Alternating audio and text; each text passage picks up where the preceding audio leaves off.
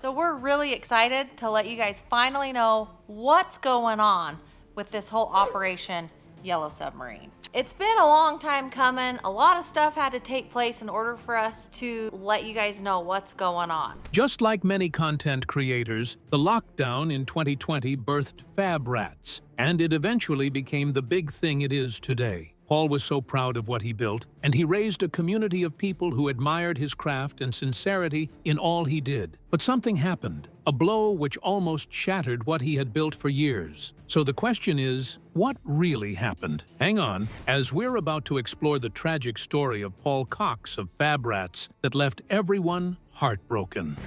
About Paul Cox, Fab Rats, and how it came about. Before Paul Cox grew to become the guy people turn to when they want to watch someone who knows what they're doing with machines and metals, he was just another person clocking in. He spent about 20 years doing construction for a telephone company out in Utah. And sincerely, that kind of job is not ordinary. It pays your bills, keeps the lights on, and it's the kind of predictable and steady life that a lot of people would be perfectly happy with. But deep down, Paul was never quite that guy. He was always someone who had to be building something, fixing something, and trying to make something out of nothing. For example, if you handed Paul a pile of scrap and walked away, you would come back to find something useful, or at minimum, something really beautiful. Fabrication was not a skill he picked up somewhere along the way. It was in his blood. It was simply how he was wired. So fast forward to March 2020. The world is getting frustrated. Everyone's confused, everything's closing down. And Paul and his wife Michelle are sitting there thinking and saying, okay, now what? What they did next was almost too simple at the time, especially because people went into that lifestyle. They started a YouTube channel and named it Fab Rats. There was no big plan, branding strategy, professional camera setup, or flashy intros. It was just an idea to film what Paul usually does. They began, and soon enough, people took notice. It was a gradual recognition at first, something similar to other YouTube content creators. But later on, the numbers increased, and it kept coming up.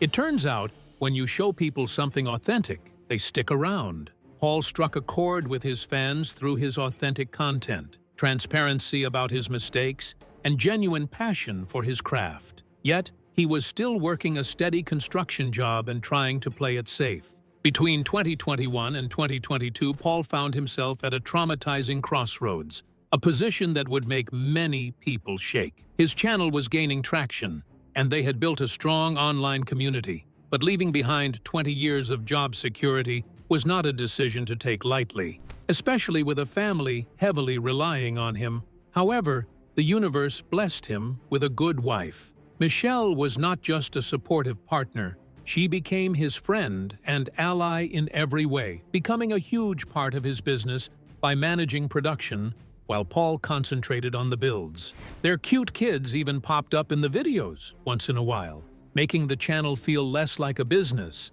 and more like watching a friendly neighbor work in his garage. The ultimate decision to quit boiled down to a profound question. What if? What if he could turn this passion into something serious? What if the risk was worth it? With a leap of faith and support from his family, he vehemently decided to leave his job at the telephone company behind. The first few months after quitting his job were a roller coaster for Paul. Every video felt intense, and every subscriber was a win. But what set him apart from many YouTubers was his genuine passion for what he was doing. And his viewers could truly sense that authenticity just from their screens. The gamble was beginning to pay off, but the real challenge was just starting. Fab Rats grew to what it became because Paul refused to compromise on the elements that made the channel special. There were no clickbait thumbnails with exaggerated drama and no scripted plots that felt forced. There were just intense projects, relatable challenges, and practical solutions. Many viewers tuned in to watch Paul handle everything from restoring trucks to taking on custom fabrication jobs that appeared nearly impossible. The content was raw, educational, and entertaining all at once. In no time, one particular project became legendary within the Fab Rats community: Operation Yellow Submarine. Paul and his crew handled the ambitious challenge of recovering a boat that had been submerged in Lake Powell for 30 years. However, it wasn't just about the task of getting the boat back. It was about problem solving, facing setbacks, and those moments when everything seemed to go awry, which forced Paul to think on his feet. This approach resonated deeply with viewers, and it showcased the realities of working through tough situations. That genuine connection is what kept people coming back. The channel soared to over 100,000 subscribers, then 200,000, and it continued to climb. By 2024, Fab Rats had built a community of over 600,000 loyal fans who tuned in regularly. Also, Paul forged meaningful friendships with his fellow creators, especially the legendary Matt Wetzel from Matt's Off-Road Recovery. These collaborations brought new audiences and confirmed what Paul had always believed: authenticity wins. What many casual viewers don't know is that Fab Rats isn't solely a YouTube channel. It's fully a fabrication business which is located in Glendale, Utah. Paul runs a legitimate shop where he takes care of custom projects, builds, and restorations that extend well beyond what viewers see in the videos. This dual role as a creator and a business owner allows him to share his passion for fabrication and the challenges of running a successful enterprise, blending personal stories with professional activities. The shop has slowly turned into a vibrant hub for the local automotive community, with his very good friend Matt Wetzel and other friends dropping by regularly. Collaborations happen naturally, blurring the lines between business and passion. Paul also got a spot on the documentary series titled Mayhem Racing, which follows demolition derby competitors. This opportunity helped expose Fab Rats further to a broader audience and spoke to Paul's diverse skills beyond traditional fabrication. What makes the business model work is Paul's approach. He never viewed YouTube as something separate from his craft. The channel thrives because the work is genuine, proving that it wasn't created just for content. As a result, sponsors started reaching out, and partnership opportunities arose. However, Paul remained selective, collaborating and connecting only with brands that truly aligned with the values of Fab Rats. This kind of approach ensured that his integrity remained intact, making every partnership feel like a true extension of the community he has built. The outcome of everything he did is a business that beautifully balances profitability and authenticity, a very rare combination in today's influencer-driven world. As of 2025, Paul has achieved what so many creators dream of, but few actually realize. Fab Rats continues to thrive, with subscriber numbers soaring past 600,000 and individual videos routinely racking up hundreds of thousands of views. The industry estimates his net worth somewhere between $1.2 million and $1.7 million, which accounts for both YouTube income and revenue from the fabrication business. Paul now works from home, prioritizing quality time with his family while doing exactly what he left his stable job at the telephone company to pursue. The channel's influence reaches far beyond mere entertainment. Aspiring fabricators see Paul as an inspiration and tune into his videos to hone their skills, while families see his content as evidence that you can build a successful business without compromising what truly matters. Within the YouTube community, Fab Rats has become a genuine success story, one that flourished through consistency and quality over gimmicks. Paul remains hands-on with every project, filming in the straightforward style that started it all. He embodies the spirit of betting on oneself, proving that taking risks, even when they seem reckless, can lead to far greater rewards than simply playing it safe. The man who walked away from 2 decades of security has gained something far more precious: freedom. We have seen how Paul left his job to face his longtime dream and make a living out of it. This looks like a very happy story, but we're about to reveal something that happened to Paul, which almost led to the shutting down of Fab Rats. Let's go ahead and explore this story quickly. What really happened to Paul Cox? Truth is, everyone who loves Fab Rats thinks they know everything about Paul Cox. The steady voice, the skilled hands, the guy who can fix just about anything. But what they don't see is the challenges he faced all the time, especially with regard to family. And they certainly don't know about November 2022, the phone call about his father. Sherman Cox was the kind of man who could do it all. That explains the reason his son was a legend too. And this is not an exaggeration, nor is it a grieving son's sentimental twist. That's what it was made for. Doesn't deserve to sit around and rust up, so we're going to put it to use. And Paul describes him that way, and anyone who knew Sherman would agree without any doubt. He had an incredible ability to look at any broken engine or machine that mechanics had given up on and see what it needed to spring back to life, whether it was transmissions, engines, welding, or electrical systems. According to Paul, "I've been welding since I was 8 or 9. My dad was amazing. He wouldn't hesitate to let me dive in, and I learned with a stick welder he had from 1961. The skills that usually take years of formal training to master would take a few days for Sherman through deep curiosity and a commitment to fix things himself rather than pay someone else. Paul was just 9 the first time he used a welding machine, not because a school program offered it, but because he wanted to learn, and to Sherman, that desire was the only important thing that mattered to him. So they started learning together. Paul would watch his father's hands move with unwavering confidence and enthusiasm, holding the flashlight steady in just the right spot while Sherman kept working. Over time, Paul learned to know which tool his father would need next, often reaching for it before Sherman even had to ask. The garage was their classroom. Broken vehicles turned into textbooks and workbooks, and the lessons Sherman shared became the basic principles for Paul. One of the things he would say to Paul is, "Stay calm, no matter what. Tackle the problem in front of you, and never let panic make decisions for you.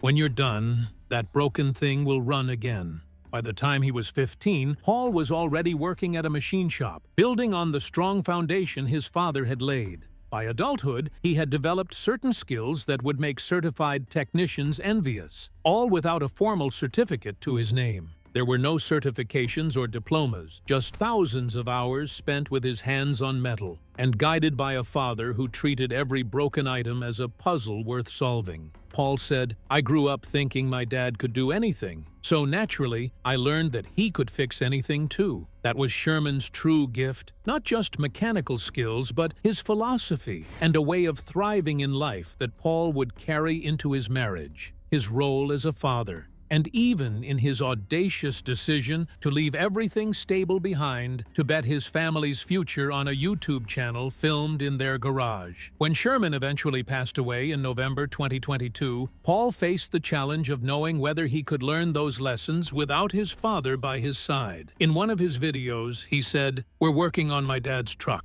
I didn't want it to be this way. You might have noticed I haven't been so happy these past few weeks. That's because I lost my best friend."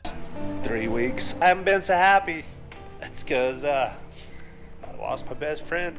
That day in November 2022 felt like any other day. The garage smelled and looked just as it always did. An intoxicating mix of oil, metals, and welding flux hanging in the air, with fluorescent lights beaming overhead. Paul found himself under a vehicle, hands blackened with grease, and his mind focused squarely on a rusted connection that required the patience and pressure that Sherman had instilled in him. One thing at a time, solve what's right in front of you, he remembered his father saying, and continued doing what he had to do, more intensely. Then the phone rang. In a busy shop, phones ring constantly, with customers and parts suppliers at the other end of the call. But it was Michelle, and he thought she might be calling about dinner or footage she needed to review. On a normal day, Paul would let it ring because his hands were too dirty and his focus too locked to be distracted. But this time, something made him stop. Maybe it was his intuition, or perhaps just a subtle nudge from the universe. He only remembers reaching out to answer that phone because of what happened next. Paul slid out from under the vehicle, wiped his hands on a rag that was too dirty to provide any kind of help, and looked at the screen before answering. The details of that conversation are not for us to know, because some moments are too intimate to talk about. But when Paul dropped down that phone, it dawned on him that the man who taught him everything was gone. Sherman Cox, his father, his best friend, his mentor. In one of the videos he made, he stated, "Yeah, it's a pretty crappy day for me, but it's a good day too." Yeah, it's a pretty crappy day for me, but it's a good day too.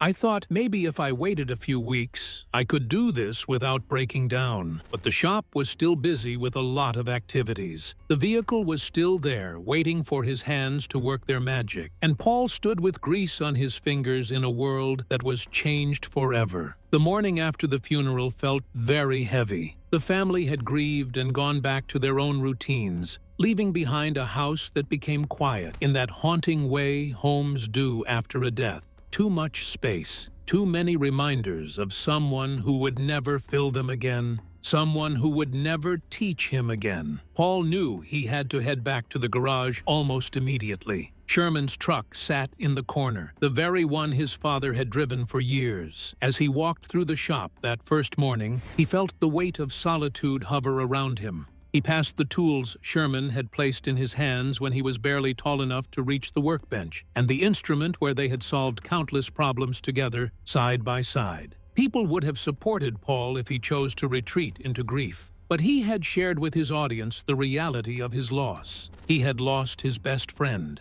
and the only tribute that felt right, the only language he truly trusted for the actual grief of this person, was the language of work. So, Paul decided to restore Sherman's truck on camera instead of keeping it aside. Now, September 2023 was another important chapter, marked by Ben's last day at the shop, which added another step in a journey filled with growth, loss, and the enduring power of legacy. For years, Paul's brother Ben had been a big part of Fab Rats, someone who understood the basics and dynamics without looking for an explanation. They shared the same father and carried the weight of Sherman's legacy together in a way that no one else could. But Ben also had a family of his own, with kids growing up without enough time with their dad, just like Paul's children had during those 20 years of Monday goodbyes. The crazy demands of the shop, the filming schedule, and the consistent pressure to generate content week after week were really taking a toll on Ben's family. When Paul announced the change on Instagram, it was a concise one. Change can be hard, and this has been one of the toughest adjustments for us all. We're really going to miss having this guy in the shop, but family comes first, and Ben's family needed him.